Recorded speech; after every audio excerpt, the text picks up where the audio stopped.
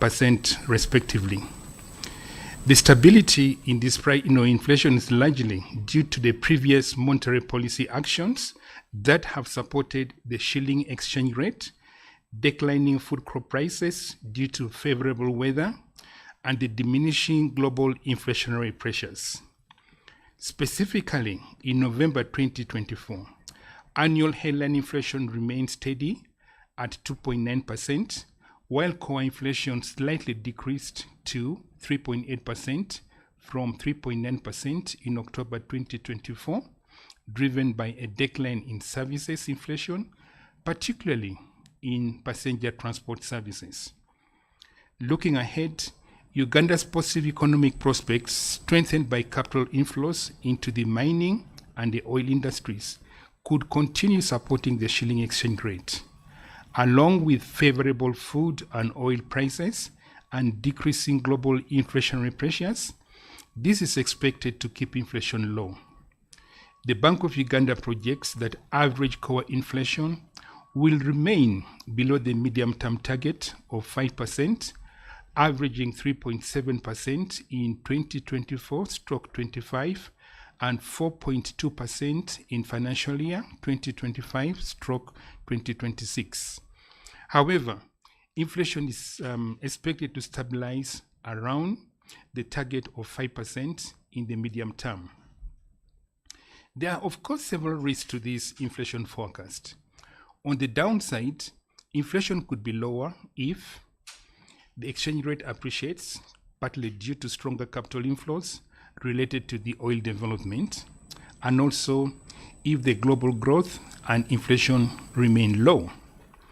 On the upside, inflation could be higher if global inflation, which is still above target in several countries, reverses its declining trend due to heightened geopolitical tensions.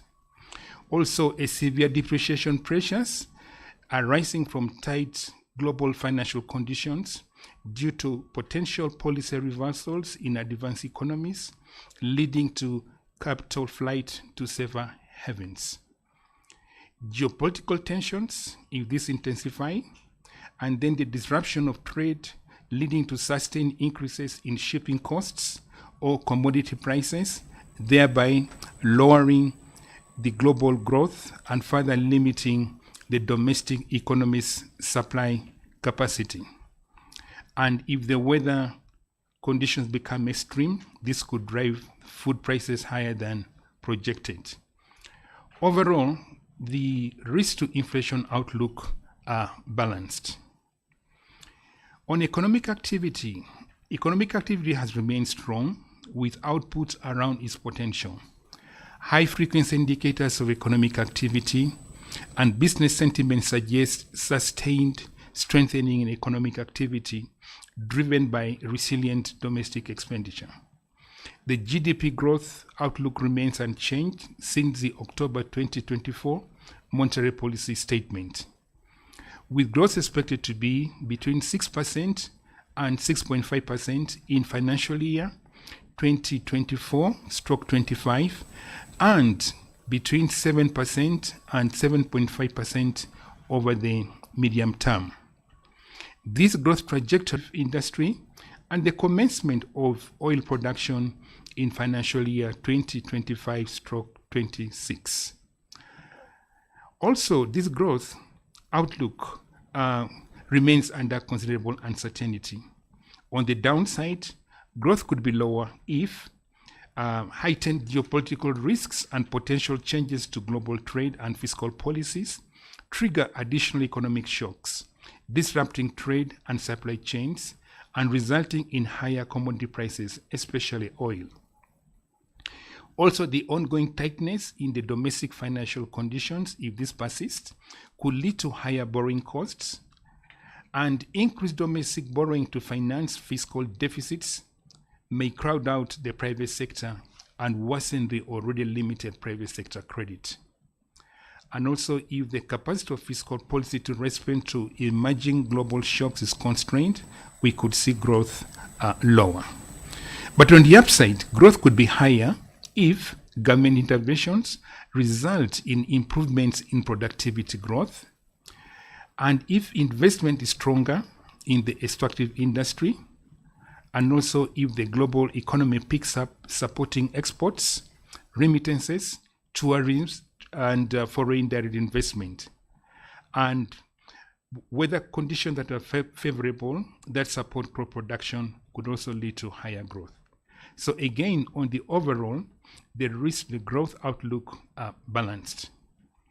On this ground, the MPC noted that although inflation is projected to remain below the target in the near term, geopolitical conditions and policy uncertainty could contribute to increased volatility in economic activity and inflation in the short to medium term. Consequently, the MPC maintained the policy rate at 9.75%. The bands on the CBR remain at +/-2 percentage points, and the margins on the CBR for the rediscounts and the bank rates at 3 and 4 percentage points respectively. As a result, the rediscounts and the bank rate remain at 12.75% and 13.75% respectively. We think that at the current CBR level, the monetary policy stance remains conducive to sustainable economic growth amid price stability that supports Uganda's socio-economic transformation. Future adjustments to the policy rate will be guided by incoming data and continuous evaluation of risks to inform the MPC's decisions. And our viewers and listeners, that marks the end of the reading of the monetary policy statement for the month of December 2024. Thank you for your very kind attention, and God bless. Thank you very much, Mr. Michael Atingi Ego, Deputy Governor, Bank of Uganda, for the reading of the monetary policy statement. As is the norm, we will now open this up for questions. The Deputy Governor is available to answer your questions together with his team. So those of you who are watching online and would like to ask questions, please put your questions in the comments. We'll be able to pick them up. And those who are in the room, we'll give you the first opportunity to raise your questions. Before you come in with your questions, let me also mention that the statement is going to be put on our website. So if you'd like to get the statement word for word, please go to our website, www.bou.or.ug,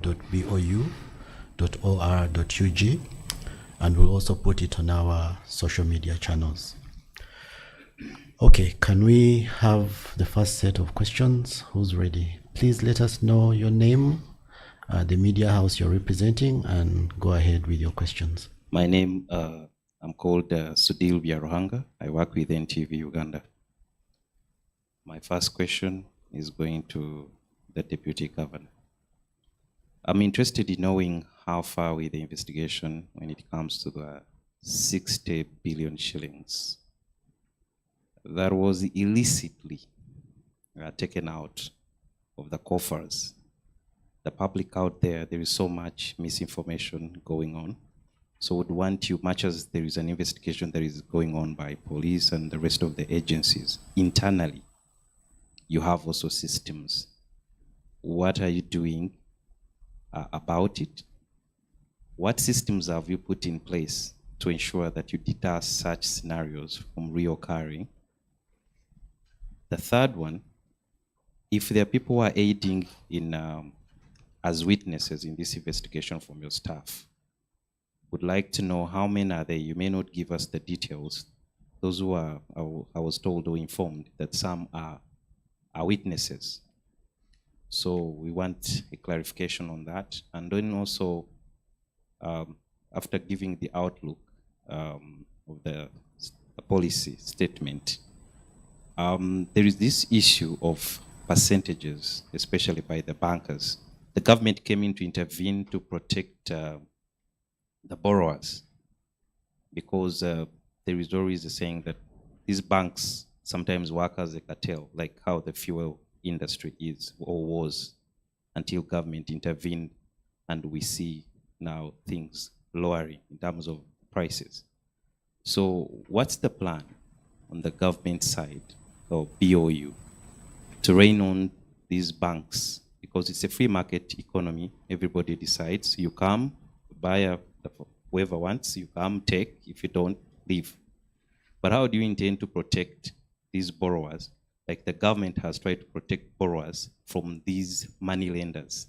The banks continue to increase their interests, giving different sorts of reasons that sometimes the borrowers can't even comprehend. So I would like to know that. Thank you.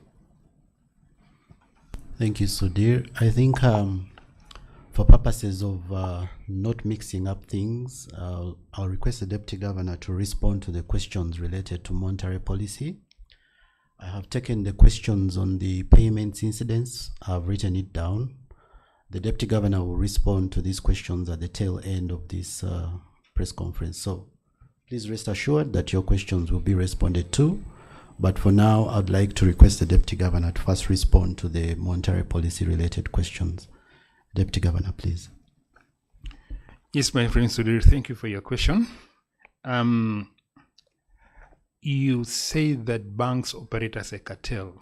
I think we need to investigate that. I'm hearing it from you for the first time that there's a cartel out there.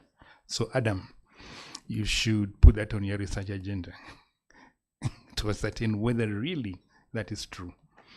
But most importantly, look, we are in a liberal environment, and that policy choice has not been reversed. What is important that you should know is each of these commercial banks has their own business model, and that their own business model is driven by various costs. So if I'm dealing with the corporates and somebody is dealing with small medium enterprises, and someone is dealing with really the bottom of the pyramid, you don't expect them to have the same operating costs, and therefore they can't operate in a cartel. I would agree if they were having a single product, like the oil companies that you're talking about. But these guys have got different business models serving different niches of the society.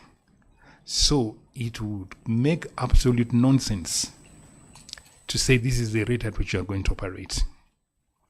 And then, of course, there are other things that we can do as a central bank to see what we can do to lower the interest rates. Information asymmetry between the borrowers and the lenders. I think we are working on that. We're trying to enhance the number of participants who are contributing to the credit reference bureaus. We're including utility companies and all other creditors, so that that information asymmetry that could be creating uncertainty about the borrowers is kind of like reduced. Also, we're encouraging banks to go high-tech, use technology, all right, to lower the cost of doing business, all right? You don't have to have brick and mortar everywhere. You can have agents, you can have mobile apps, you can do things. That alone will lower your costs. And then, of course, there are other costs of doing business that these banks face. I'm not going to repeat the factors that we have already told you, all right? But I think what we need to do, we need to ensure that the overall environment is conducive to doing business. And if we can have increased competition in the banking sector, that also can contribute to the lowering of costs. But there's no business of a cartel, and therefore you cannot think of a single interest rate for each commercial bank, given their different business models. But maybe I will ask Adam and Huntington to add in case I've missed out something.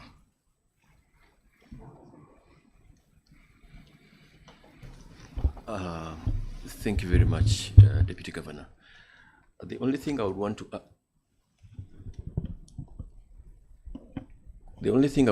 add onto what the Deputy Governor submitted is that Bank of Uganda has has issued consumer protection guidelines to supervise financial institutions, that is commercial banks, credit institutions, and microfinance deposit-taking institutions. And using these guidelines, we also encourage the customers to review their relationships with their bankers on a regular basis. If you think the rates you're getting from Bank A are higher than what you can get from Bank B or Bank C or Bank D, you're free to move. And I think that's how the market is supposed to be operating.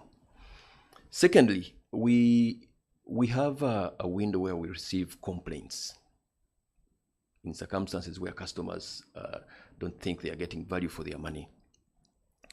And these complaints, for the record, are not intended to protect customers alone.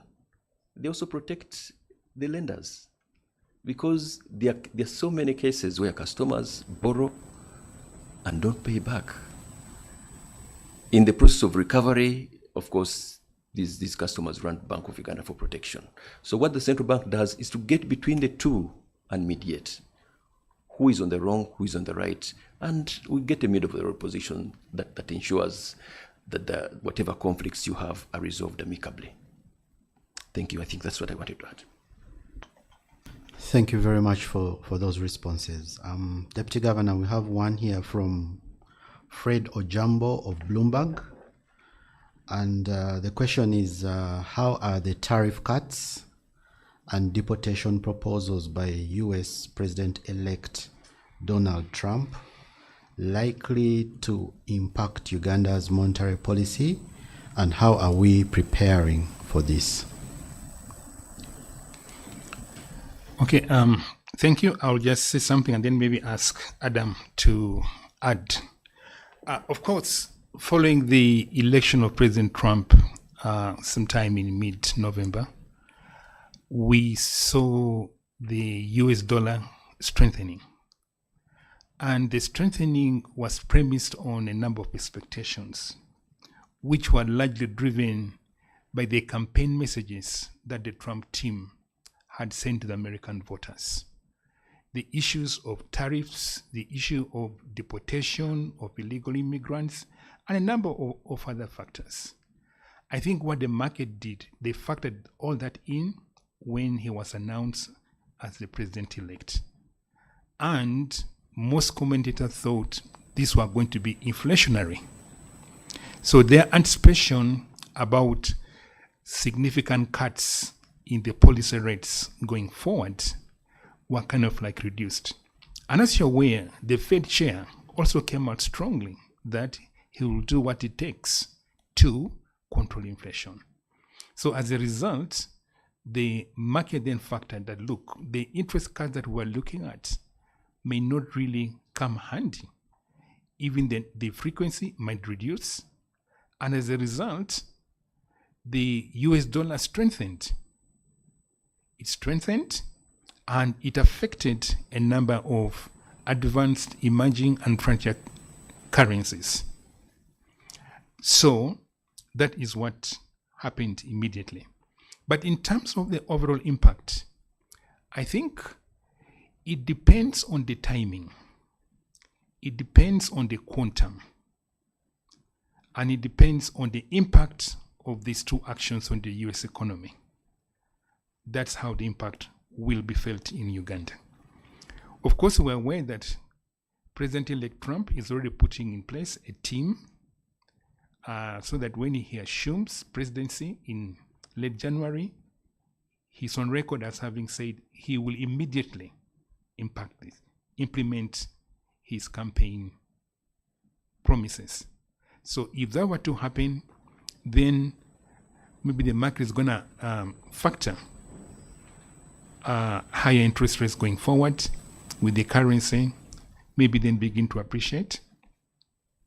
And it will certainly affect most of the emerging and frontier economies like Uganda through the exchange rate depreciation, if that were to happen.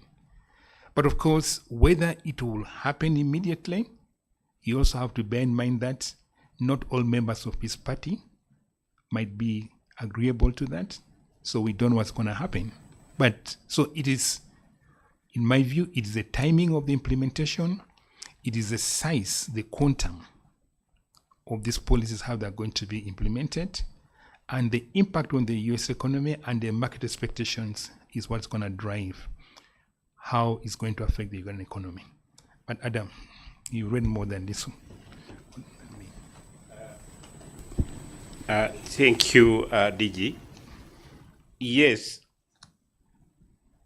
I think DG has explained exactly what we also see. But the starting point is to know that whatever happens in the global economy spills over into the domestic economy. And therefore the reaction, the policy reaction is, how we are going to react will depend exactly how the global economy evolves.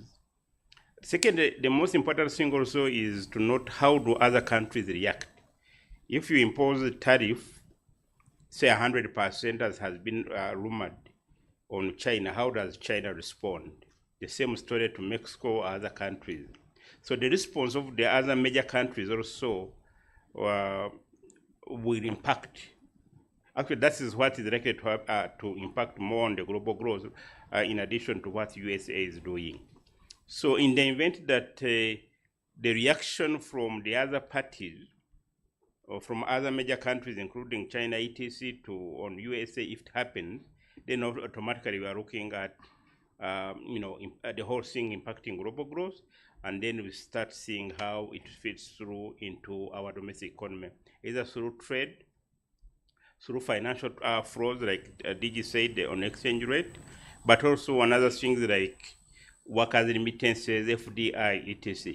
So it is still too early to know exactly how the environment is going to evolve, but it's something that we are cautious of, and therefore our stance will be really reactive to what comes out, because we can't influence what goes on in the global economy. Thank you.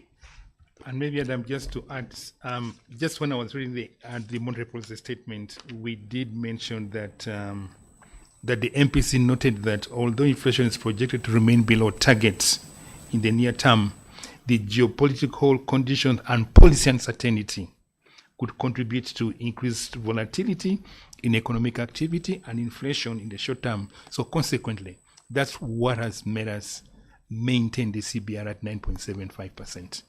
Ordinarily, this could have led to a reduction, but because of this uncertainty, we've maintained at 9.75%.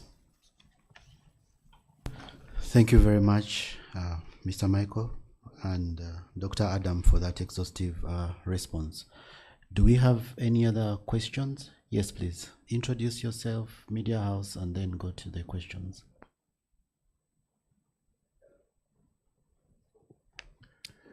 Thank you, Deputy Governor. My name is Vincent Kasozi. I am a journalist with Sanyu FM.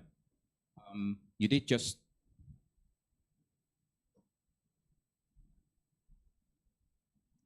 just mention geopolitical shocks and how you factored in these into the monetary policy statement and in effect the CBR. My question is related to the charged political environment that we're entering into. That's 2025 heading into 2026, where we see a slowdown in economic activity and capital flight, where people are very cautious. What's your take on this? Thank you. Again, it goes back to some of the projections that we'd made, right?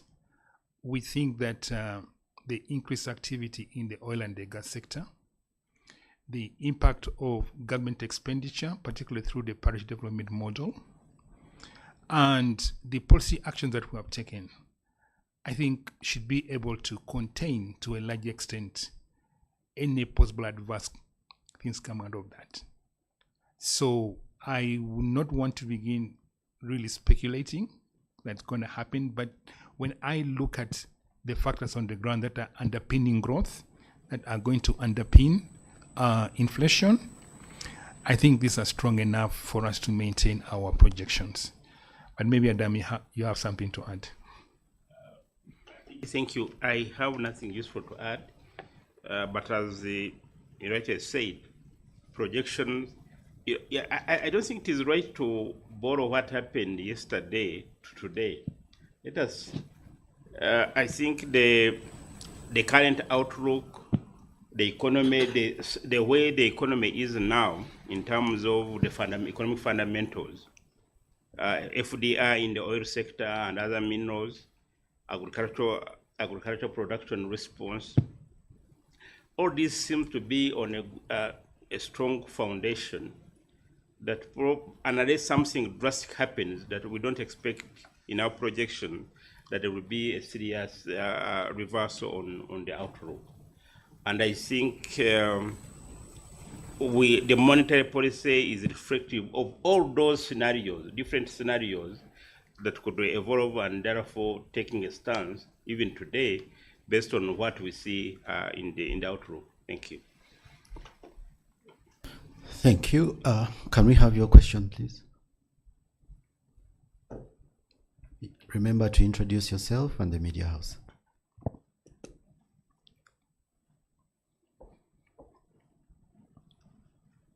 Thank you very much. My name is Michael Baleke. I work for CGTN Africa. Dr. Michael, or Dr. Adam, I wanted to find out, maybe to take it in a different way, the recent policy decisions that have been made. Have you been able to track them down to the local person? And what do you see on the street, and what do you read on the street? Because it's coming to Christmas. Those days would have a whole jam and people getting into the shops. And people have actually brought in their things from wherever they are coming from, China and all that, and they are seated with their stuff in the shops. No one is buying.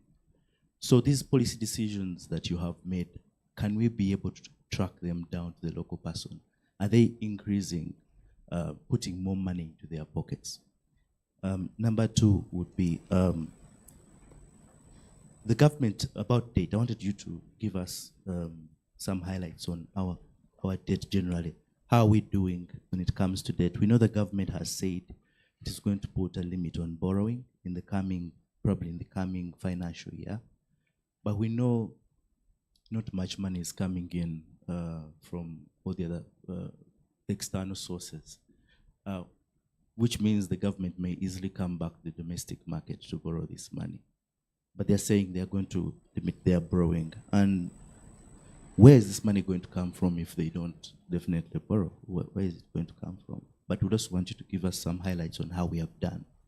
And generally how, since it's coming to the end of the year, if you can help us sum it up, how the economy, we know you've written a statement, but how, in your view, has the economy, how are we closing, and how do you think we may start here?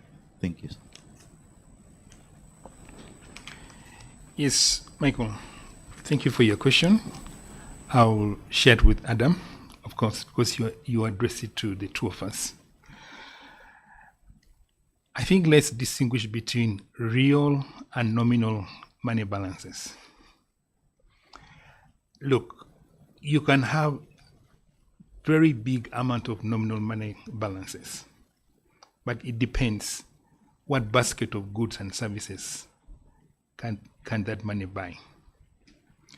At the same time, you may not be having significantly high amount of nominal balances, but the real value of that money is what counts. So in other words, I'm talking about the extent to which we have been able to contain the increase in the price level. I think is very, very important. There's no point of you carrying, let's say, 1 million shillings today, and what can I say? Let's take a price whose item is was about 500,000 at the beginning of the year. You could buy 2 of those items, all right? And then you have 2 million shillings at the end of the year. But because of inflation, maybe that item is now 1.5 million shillings. It means you are not able to buy. So there is the reduced increase in the nominal balances that people are holding in their pockets for a number of reasons, maybe. But I think the most important thing is that prices are not rising as fast as they would have otherwise had we not implemented prudent monetary and fiscal policies. So yes, people don't have money. Okay, maybe the growth of nominal balances in people's pockets is not fast, but I think that money still has a purchasing power that has not been eroded significantly. That's how I would want to answer your question. I don't know whether I'm clear, but you can translate to the ordinary man in Katoi, because maybe my message may not be well heard. Now, Adam, can you tackle the question of debt? I will sum it up. Thank you, Michael, for the question on debt. I think government debt, as the numbers clearly show, is number one, is what we call that is manageable or sustainable, looking at where we are and the future. So number one, it is sustainable. Number two, which means sustainability means that it can afford to repay the debts in outer years. Okay, so there's no doubt about that. Now, the other question is, but what about, are we likely to see a short while, like this year or next year? I think in the budget that was read, I think sometime back in June, the government put how much money it is going to borrow from the domestic market. I think it was around 8.9. So far, they have borrowed around half of that in the domestic money market. So yes, is it likely to increase domestic borrowing beyond that? Most likely, well, it will also depend on tax revenue performance, but also alternative sources of revenue. We know that government is finalizing arrangement with the World Bank in terms of budget support and other loans, which could be a fallback even compared to domestic borrowing. So that is another avenue. But also, incidentally now, it is the problem is that global interest rates we had projected to decline probably could rise if what we read could come through. But there is also alternative that the government can substitute domestic borrowing by foreign borrowing in that case, so that you leave space for domestic borrowing. Overall, I don't think we see any danger on the government side in terms of looking at the budget and what they are doing. But I think we shall see more clearly as time goes by in terms of whether they are able to mobilize the tax revenues as projected. But they also have what we call domestic resource mobilization strategy.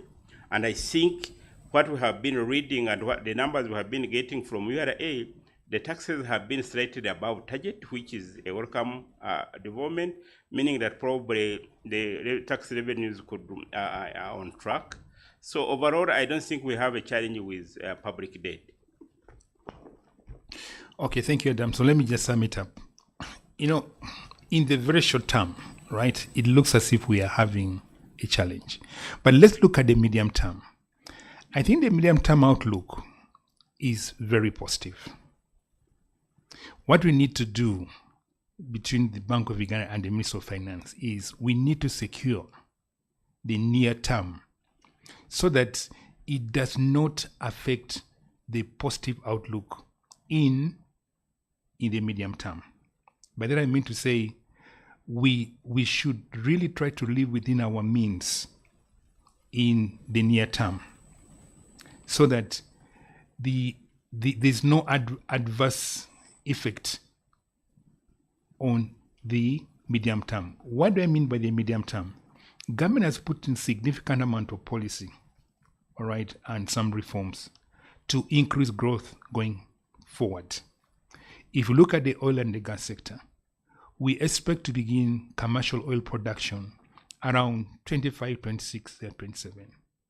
And the oil revenues through taxation, through increase exports of that, should be able to secure and increase our capacity to, first of all, service the debt, and also leave some foreign exchange in the market for other players to use to support economic growth. So the challenge that we have now is, let's try to work together with the Ministry of Finance and Bank of Uganda to ensure that we keep these key economic variables like inflation, exchange rate, and borrowing contained. If you look at the fiscal path, it's pointing towards fiscal consolidation. The deficit is expected to come down into the medium term. And I think that is a policy response. So yes, there might be challenges now, but there's a commitment by government to fiscal consolidation. Thank you very much. Yes, Vincent. Thank you, Kenneth. Vincent, once again, Sanyo FM. This is just a quick one. I want to ask why some legacy banks don't find it lucrative to operate in our retail market. We know that Standard Chartered is selling its retail and wealth operations to someone subject to regulatory approval. We saw Barclays doing the same thing, selling to ABSA. What does this tell you about our business environment, retail-wise?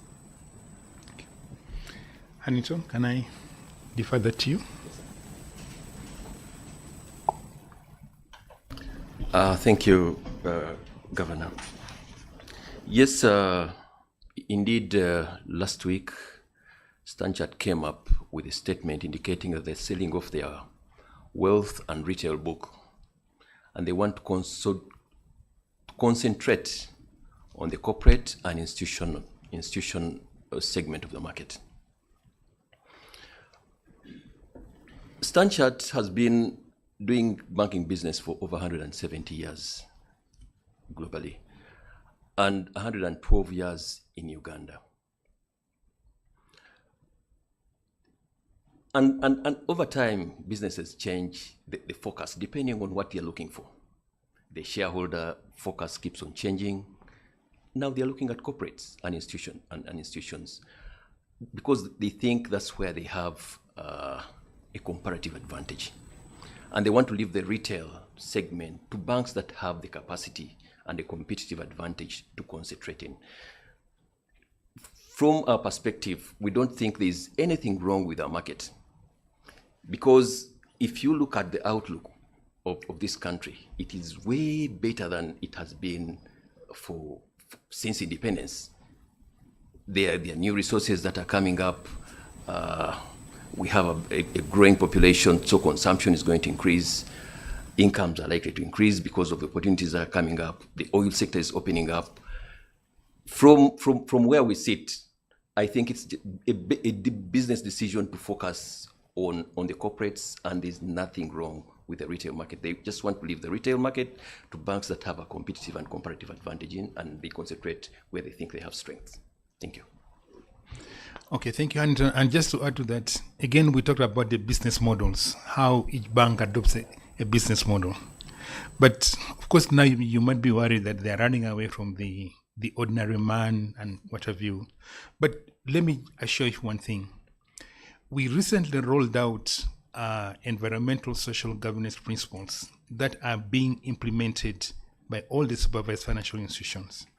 And we are asking each financial institution to show how they are contributing to supporting the local man, the local person at the very bottom of the pyramid, right?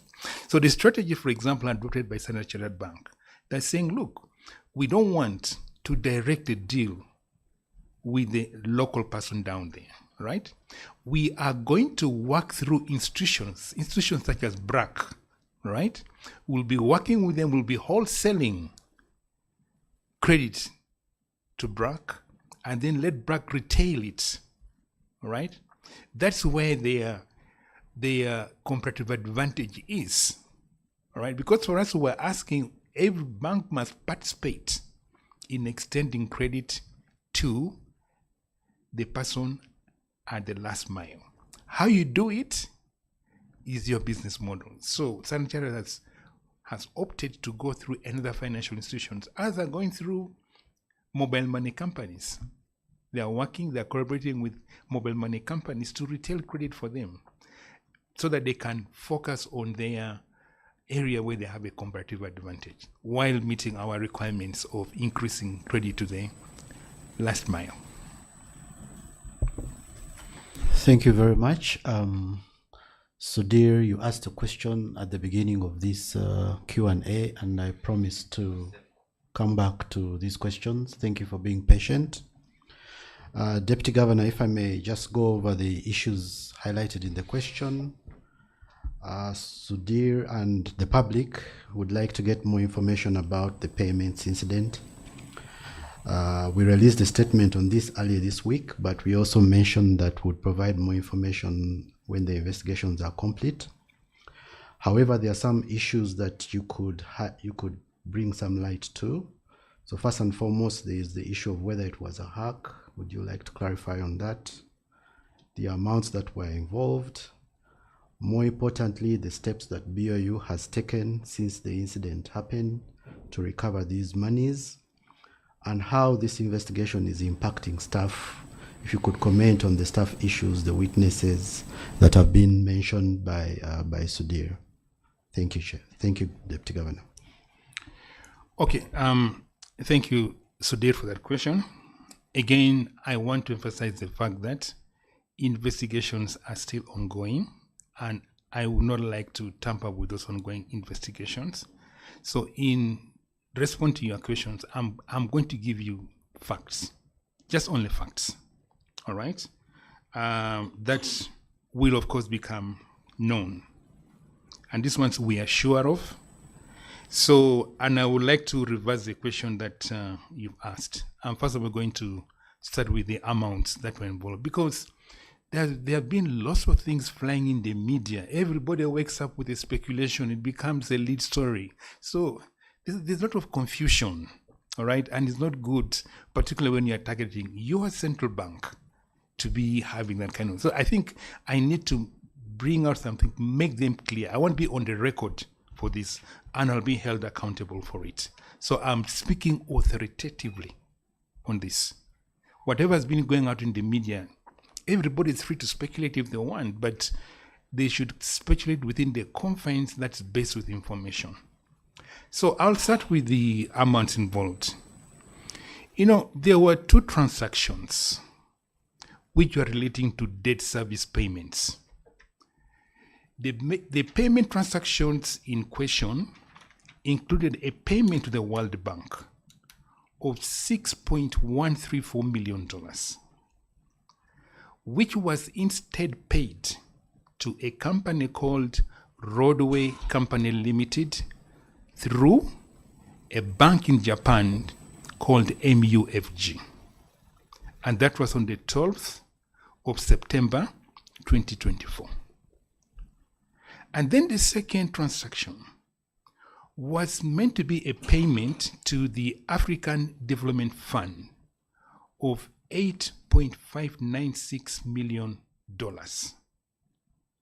It was instead paid to MJS International, London in the UK, on the 28th September 2024.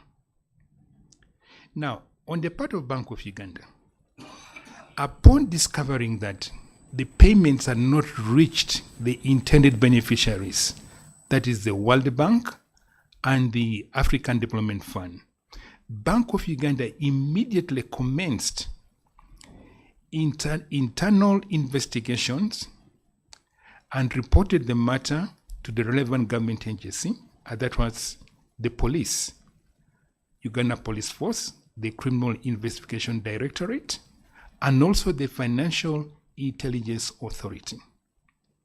But beyond that, Bank of Uganda took the necessary steps to recover these funds. That was really our key priority, that of this fund that had been diverted, how quickly can we get back these funds? So that's what we've been working on. We put all our efforts in trying to recover these funds. So we instructed our correspondent bank, that is Citibank, and the banks where the funds had been credited to the accounts of the fraudsters, instructing them to freeze the said funds due to the suspected fraud that had taken place. We have since recovered $8.205 million. I repeat, we've recovered US dollars 8.205 of the funds that had been sent to MJS International, London, UK. And these funds have been credited back to the Uganda Government Consolidated Fund account here in Bank of Uganda. It's not frozen like the media is speculating. These funds have been credited back to the Consolidated Fund account here in Bank of Uganda. And we are pursuing the balance of $391,000 that went to this bank in London through, again, our correspondent bank, Citibank. However, Bank of Uganda has not recovered the amount paid to Roadway Company through the MUFG Bank of Japan. This bank has not been very cooperative. That's why we haven't recovered this money. Had the bank been as cooperative as the bank in the United Kingdom, even this money should have been recovered. So while they haven't been cooperative, we are working hard with our domestic and international partners, particularly through the Financial Intelligence Authority, to pursue the recovery of these funds. And we also expect the ongoing investigations to support our recovery efforts and help us understand the full extent of these fraudulent transactions. But more importantly, we are also cooperating with the Office of the Auditor General, who are conducting their independent investigations. So that is what it relates on the amount of funds that were involved. So forget about all this media speculation on the amount of the funds involved and who took the fund. You know, the media, you wake up with your own story and you put it there, and because Ugandans are looking for such story, they'll buy it. But take this one from me as authoritative. And then the second question, there's even this, which is even bad, that Bank of Uganda was hacked. Look, it is absolutely not correct. I repeat, it is absolutely not correct that the BOU IT systems were hacked. Because hacking involves the act of gaining unauthorized access to computer systems and networks. And I can tell you with all the confidence that there is no evidence whatsoever of any unauthorized access to the BOU IT systems to divert the funds that I have just told you about. These fraud incidents were initiated outside the BOU IT systems to divert the funds. Bank of Uganda is a paying entity.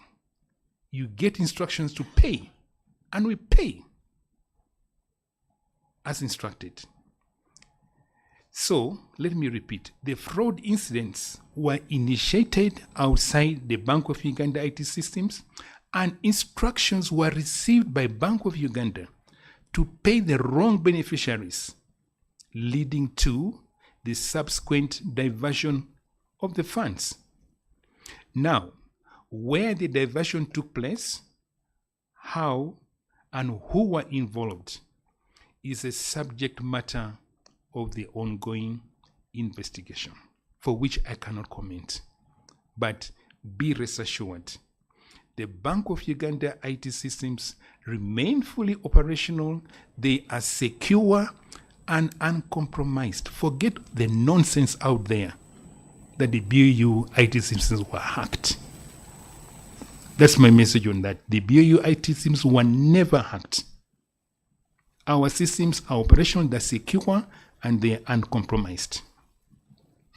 Now, on the staff involvement, look, whenever such a thing happens, you report this one to the police. And it's only normal for the police to take statements from all the staff who have a relationship or who work on such matters, who take part in the process of payments. So what has happened is that we are cooperating with the relevant authorities to provide information that is needed to conclude the investigation. To the best of our knowledge, no Bank of Uganda staff has been implicated thus far. So all the rumors you see there, all these things in the social media, I mean, there's no grain of truth in it whatsoever. Bank of Uganda staff have cooperated with the investigating authority, and to the best of our knowledge, no staff has so far been implicated, no been named in this. So maybe let me conclude on this. I'm just asking the public to remain patient and allow the relevant government agencies to conclude their investigations. Bank of Uganda will issue a comprehensive report. We will issue very comprehensive report on the incident once the investigations are complete. For now, we recommend that if you want any information, you source it from the related, from those agencies who are conducting the investigations, to avoid misinformation. This idea of bashing the central bank is not good. I hope Sudhir have answered your question. Thank you very much, Deputy Governor. We've run out of time, unfortunately, and we will close this session. If you have any more questions, please reach out to us through our normal contacts.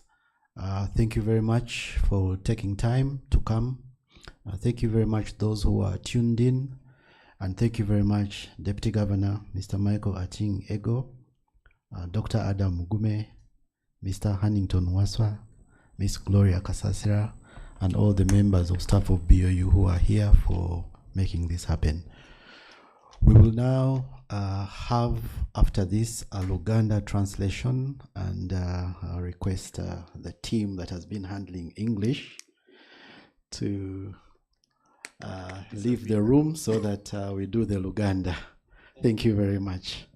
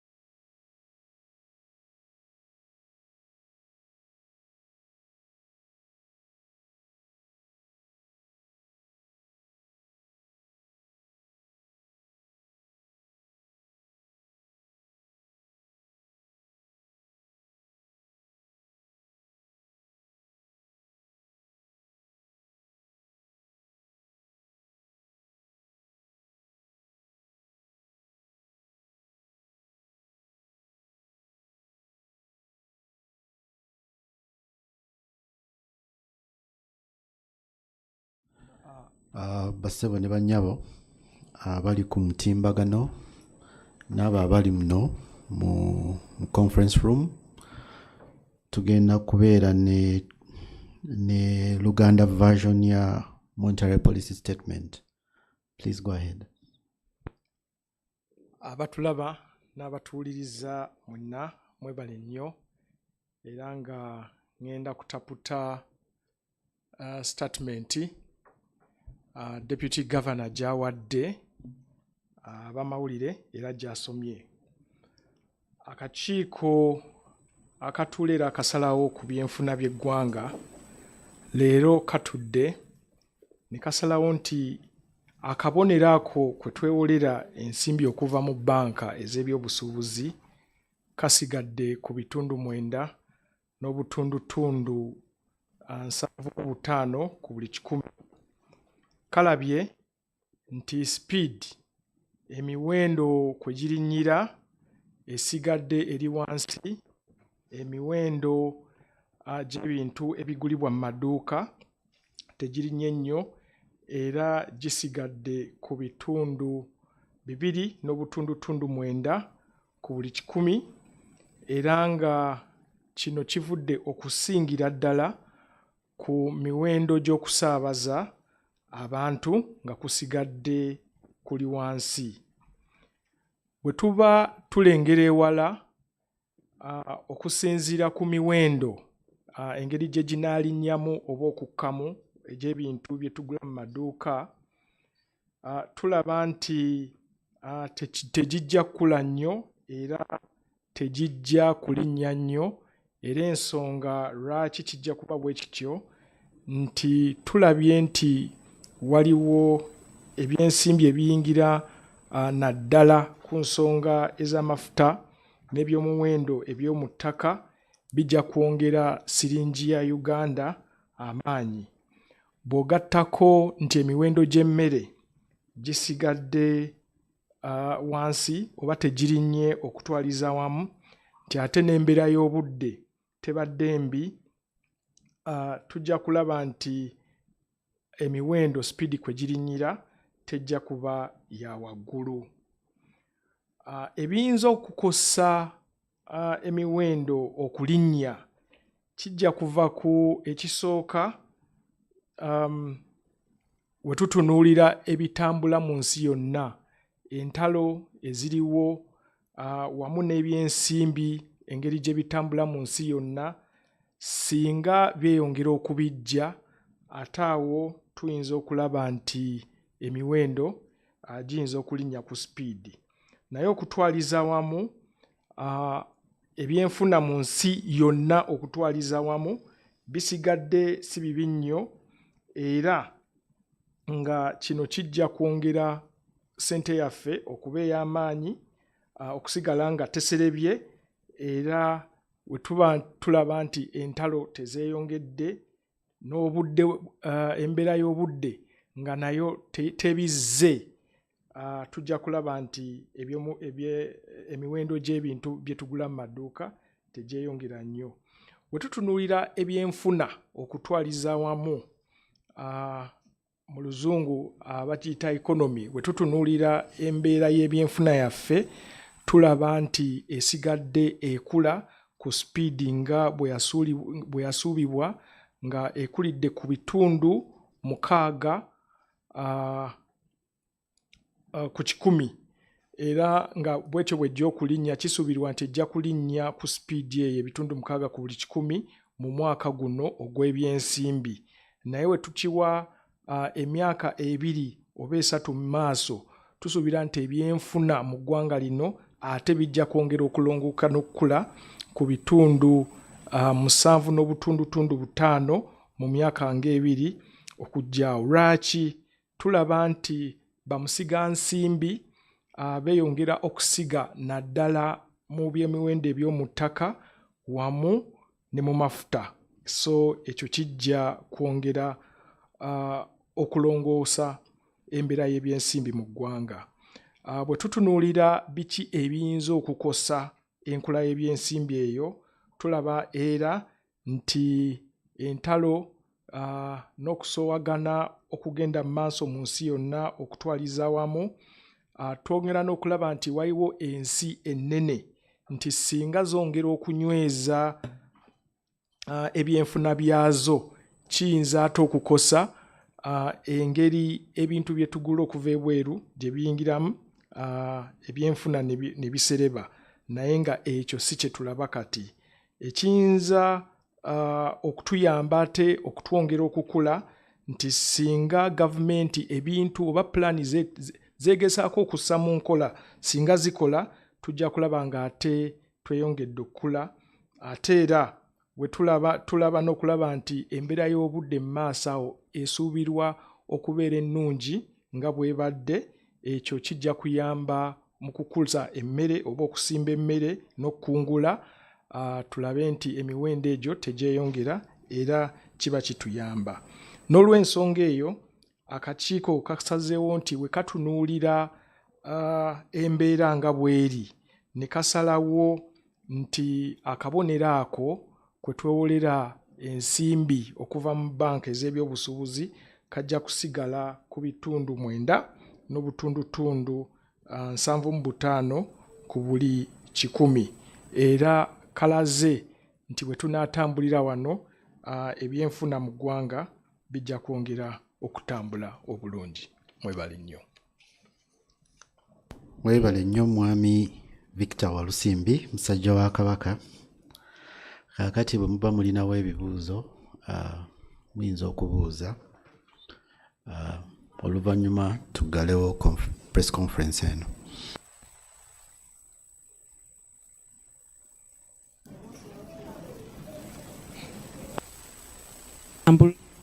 Ku nsonga ya ssente zigambibwa nti zabbibwa mu kuyita mu system, omukulu kyatunyonyodde nti ekyo si kituufu kirabikira mu mawulire. Kale omumyuka wa gavana wa banka enkulu ensonga eyo agyogeddeko, ekibuuzo ekiri mu ddiiro nti ssente oba ebiri mu mawulire mu kakyo kano nti waliwo ssente biliyoni ezabbibwa okuva mu banka enkulu. Omukungu wa banka omumyuka wakulira banka enkulu kino akikkaatirizza era n'asaba abantu ffenna tuleme kutwala nnyo biri mu mawulire kubanga ebisinga si bituufu, era n'agamba nti byayogeddeko nga wengendo biddamu nti bye bituufu era akikkaatirizza era n'asaba nti ekyo mukitwale ng'amazima era akikkirizaamu kuba ge mazima era bino bye byaliwo. Agambye nti nga 28 ogw'omwenda banka enkulu yasabibwa okusasula World Bank. Ssente zino zaali zisasula bbanja erya gavumenti ng'esasula World Bank $6,13 n'emitwalo 13 ejja dola. Ssente zino zaali zisasibwa World Bank era banka bwe yasasula ssente ezo ate zaagenda ku kampuni gye bayita Roadway Company Limited nga kampuni eyo ssente zayita mu banka ya MUFG eri mu Japan. Waliwo ssente endala miliyoni 8.9 eza dola ezaali zisasulwa Africa Development Fund era nga lino nalyo lyali bbanja lya gavumenti lyali esasula. Ssente ezo bwe zasasulwa ate zagenda mu kampani ya MGS International ng'eri mu Bungereza oba UK nga bwe mugimanyi. Ssente ezo nazo tezagenda wa gye zirina kgenda. Bank of Uganda kino bwe yakiraba nti ssente tezigenze gye zirina kgenda yawawaabira poliisi era ekitongole kya poliisi kye bayita CID ne kijja ne kitandika okwekebejja banka era newaaba ne mu kitongole kya gavumenti kye bayita Financial Intelligence Authority. Kino banka yali eyagala kumanya lwaki ssente zigenze gye zitalina kgenda naye ate era ssente gye zaali zigenze ate ziddizibwe gavumenti kuba ssente za gavumenti. era olw'ensonga eyo yalagira banka gyekozesa okusasula eyo Citibank ne yeetaba ne banka ezo ezafuna ssente ezo n'ezisaba zizikomyewo. Kyamawire malungi nti ssente kwezo ezasasulibwa gye zitalina kgenda miliyoni 8 eza $, mu emitwalo 2,500 zakomezebwawo era si kituufu ng'amawulire gabadde gagamba ti ssente ezo balina we baazikwatira. Nedda, ekituufu kiri nti ssente miliyoni 8 kwezo ezasasulwa zakomezebwawo era gavumenti mwe ziri mu Bank of Uganda nga ssente za gavumenti. Zezo ssente ezaali zisasuddwa mu banka eya UK.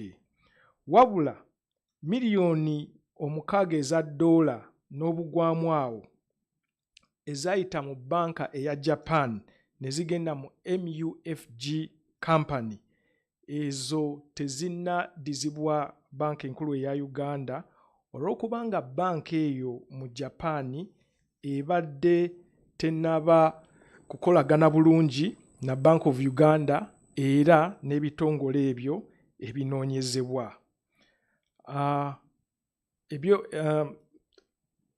Ekitongole kya poliisi ekya CID era wamu ne Financial Intelligence Authority bakyanoonyereza wamu ne Office ya Auditor General okulaba nti ssente zino ziddizibwa. Waliwo ekibuuzo ekirala mu nsonga eyo Deputy Governor kyakkaanyizaako era n'akiteekako essira. Waliwo amawulire agabadde gayita nti kompyuta oba system eza Bank of Uganda nti waliwo abagezigezi oba mu luzungu bwe bayita bahaaka, nti waliwo abagezigezi abajja ne bakozesa kompyuta okuyingira ate system eza banka nti era ssente ezo zabbibwa mu Bank of Uganda. Agambye nti kino si kituufu n'akamu. N'agamba nti Bank of Uganda nga banka endala banka nsasuzi, nti era bannannyini ssente bagiragira esasule ono era n'esasula oyo. N'olwekyo ssente ezo tezabbibwa mu Bank of Uganda, wabula banka yasabibwa esasule era banka yasabibwa esasule era ebiwandiiko ebyagibwewa kwe ssente be bantu beyasasula.